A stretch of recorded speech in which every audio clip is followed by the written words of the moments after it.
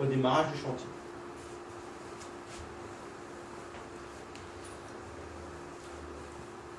En termes de délai,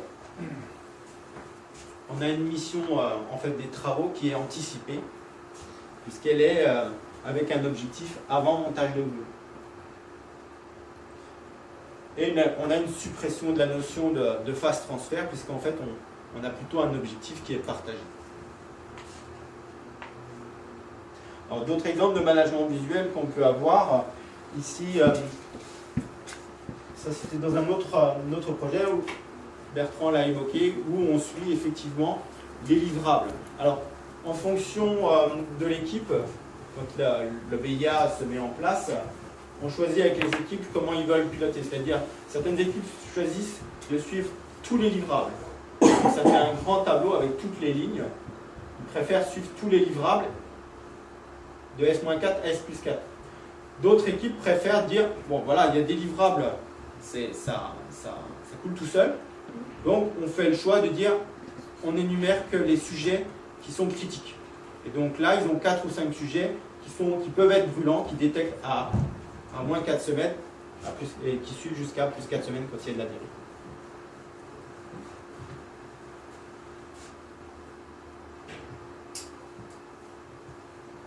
Alors ici, au lieu de suivre la partie prestation, dans le P, on a mis personnel. C'est-à-dire qu'on a suivi, en fait, le moral des troupes. C'est-à-dire que l'équipe projet peut être souvent aussi assez, je dirais, sous tension, sous pression. Donc là, ils ont fait le choix de mesurer en fait la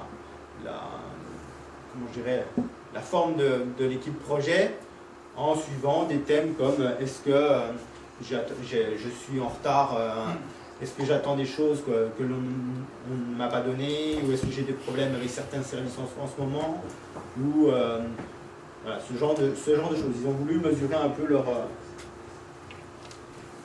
l'aspect personnel. Alors celui-ci, donc QCDP, il a été, c'est une manière un peu astucieuse qu'un client a trouvé, c'est en fait d'avoir un tableau qui se referme, et puis en fait ça leur permet d'avoir ici les coûts, la qualité et le plan d'action coût-qualité directement en relation. Et de la même manière, quand ils déplient, cette fois-ci ils ont le délai, la partie prestation avec leur plan d'action qui est là. Vous voyez, vraiment pas, c'est pas si standard que ça, c'est leur standard. On n'est pas en train de dire qu'on va faire quelque chose qui est toujours identique, mais c'est leur standard. Voilà. J'étais assez bref.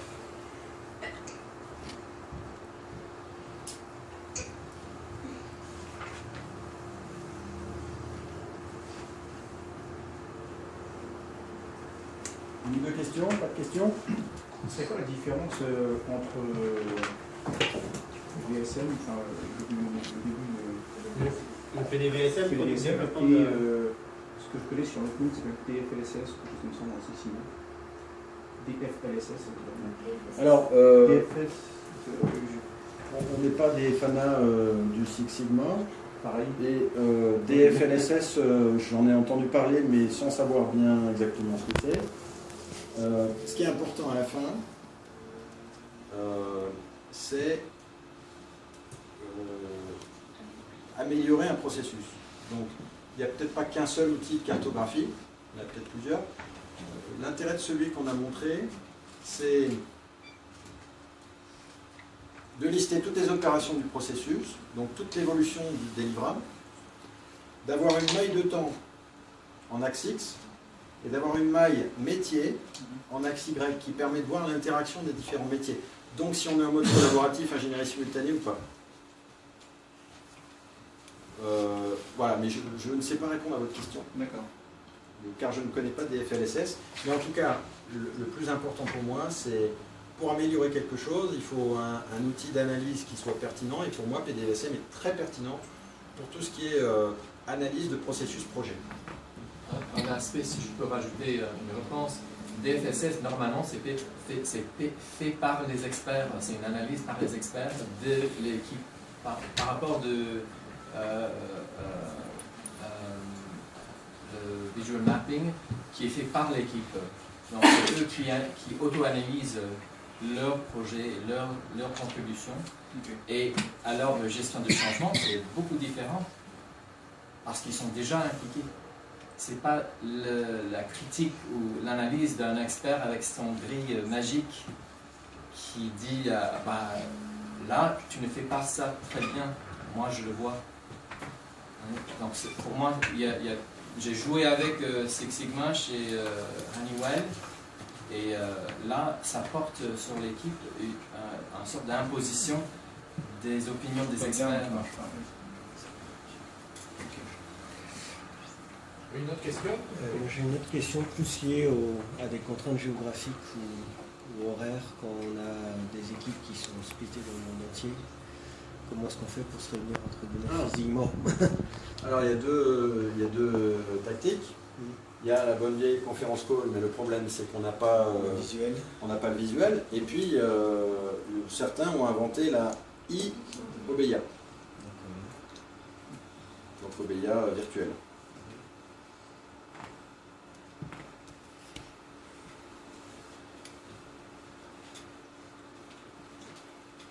J'ai une question. Dans sa PSA notamment. PSA est sur la I-Obeya. J'ai une question pour le cas qu'on a vu dans le bâtiment. Quelle a été la durée d'accompagnement à la mise en œuvre de l'OBEA? Il y a la première phase où on crée l'OBEA, puis après il y a tous les rituels qu'il faut rendre robustes et qui s'accompagnent. Quelle profondeur d'accompagnement vous avez mise dans ce cas-là? Pour l'OBEA, purement OBEA, c'est relativement rapide. On monte une OBEA en 2 jours, c'est-à-dire entre le moment où on fait une petite formation, on choisit les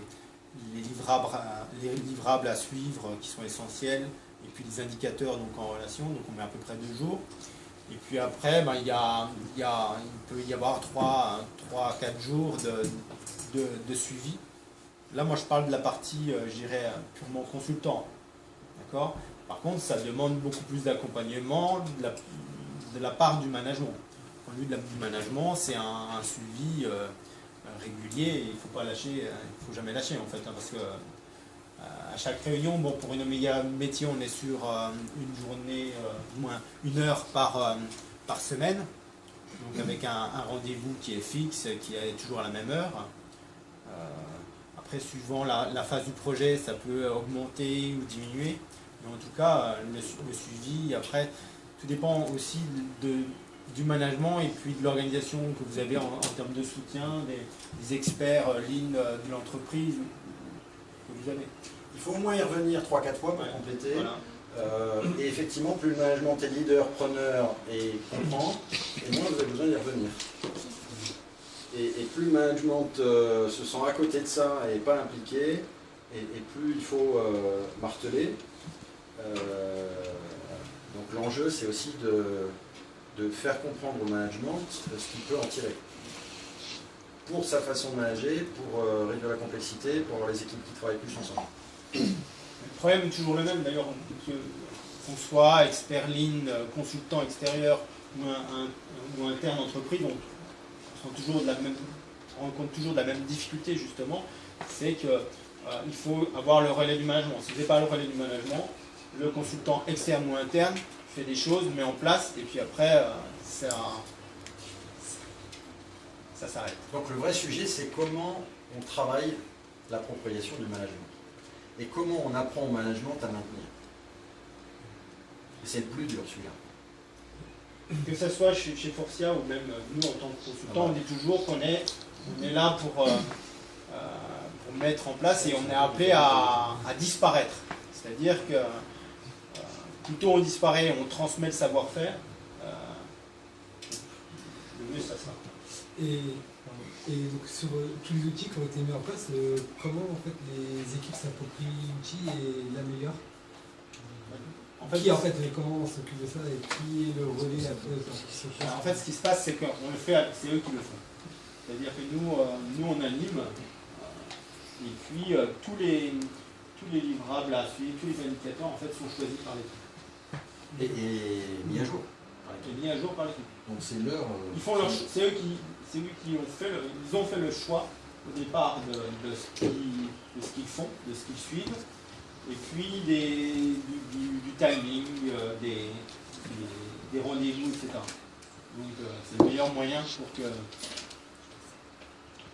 l'équipe s'approprie l'outil. Je vais rajouter quelque chose, c'est qu'en fonction de la dimension au-delà des outils, ce qui fait la différence d'une mission à une autre, c'est le contexte de l'entreprise dans lequel on fait la mission. Et donc, on peut être amené, des fois pendant 1 mois ou 2 mois, à accompagner le management dans son animation. Et ça suppose déjà que les managers aient déjà compris l'intérêt qu'ils vont en tirer eux-mêmes. Ce qui n'est pas gagné, hein, honnêtement, il y a des clients avec lesquels on rame au début. Hein. Il ne faut pas se le cacher. Et très souvent, ce point-là est vraiment fondamental, c'est que le management comprenne l'intérêt qu'il va gagner. S'il ne voit pas d'intérêt, ça pose déjà un souci. Parce que même si le chantier est un succès, la durabilité sera déjà très faible. Et la préparation est importante aussi, parce qu'on a des clients qui veulent se lancer et puis font venir le consultant. Donc vous passez votre première journée, votre deuxième journée, sauf qu'ils n'ont pas préparé les équipes. Donc les équipes découvrent ce jour-là, on va leur demander des choses. Donc ça c'est important, c'est pour ça que nous en termes de préparation, on a aussi nos checklists de préparation, de formation, où on reboucle que les managers ont été coachés, et ils sont suivis, on leur a expliqué ce qu'on attendait d'eux, et puis comment ça va se passer. Si vous voulez bien, on va avancer sur le métier, pardon. Jean-Paul Fossat,